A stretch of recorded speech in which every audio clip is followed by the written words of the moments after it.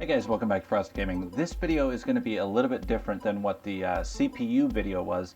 This video, as you saw by the title above, is going to be which GPU to choose. When you're shopping for GPUs, guys, it's a different story when it comes to GPUs than it was with CPUs.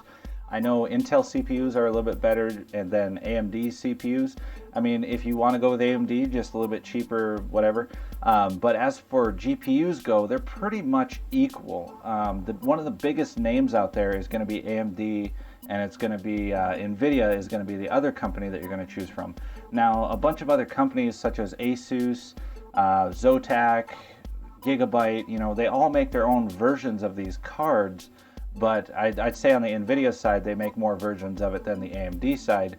Asus probably does the best job at making or Zotac also makes they both do the best job that they can at making these cards better than your reference cards. So the most popular reference cards out there are probably going to be the GTX, 780s, 970s, 980s, 960s, things like that nowadays.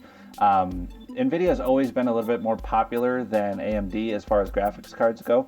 I've run both. I'm actually running two 980 Ti's right now, and in SLI. I used to run an R9 290X in my old build. If you guys want to know more about that, or you want to see that, go visit my most popular gaming setup video. About halfway through the video, I actually go through what parts I had in my old build, my old setup. So as far as GPU goes, now when it comes to CPU, it's going to coincide with your CPU. So as far as CPUs go, you want to choose a good one, obviously, and you want to choose one that you can render really good with. If you're going to be doing YouTube, you're going to have to be doing rendering and whatnot, so choose a good CPU for that. I definitely recommend an Intel CPU. They have a lot better single thread or single core performance, but AMD has a lot better multi-core performance.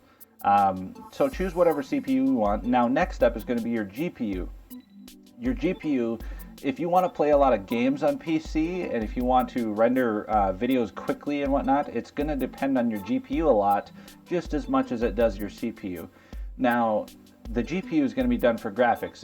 If you look at it like in an aspect of like when producer companies make movies, they use it's a lot of GPU based. So especially when you're going to be making movies, your graphics is going to be dependent on your GPU.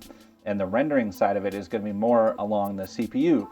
So when you're choosing a GPU such as an AMD version or an NVIDIA version, like a GTX or something like that, EVGA does a really good job at making graphics cards, non-reference graphics cards.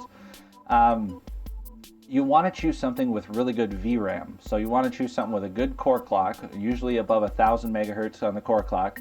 And also on the VRAM side of things, you want it to be like 4 gigabytes. Nowadays, at the time of this video, you want it to be 4 gigabytes of VRAM or more. My two cards that I'm running right now have 6 gigabytes of VRAM each, so that's a total of 12. If you want to run an SLI, which is, or Crossfire is on the AMD side, if you want to run two cards, that's fine. It's most of your dependency, unless you're gaming, if you're rendering things, most of your dependency and making graphics is going to be dependent on one card, and the second card is going to help it out a little bit. Now, when you're gaming, both of the cards are going to run in sync with each other if it's a really high-end game, and you're trying to run like ultra graphics and whatnot. So as far as GPUs go, guys, just choose one that's budget friendly and also has high VRAM per dollar amount or whatnot. So your best bang for your buck right now is probably going to be a 970, or it's going to be an AMD R9 390. Those are kind of at the same price point. If you want to go a little bit higher end than that, I would choose an R9 390 or a Fury.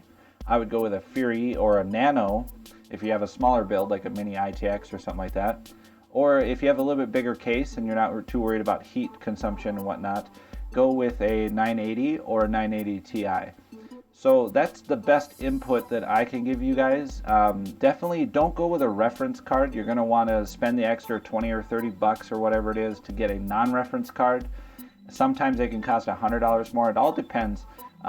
Try to get one with 2 or more fans on it. That way your cooling is going to be a lot better. You can go into MSI Afterburner and set up your cooling to be 100% all the time, or 50% when it hits a certain temperature it jumps up to 100%.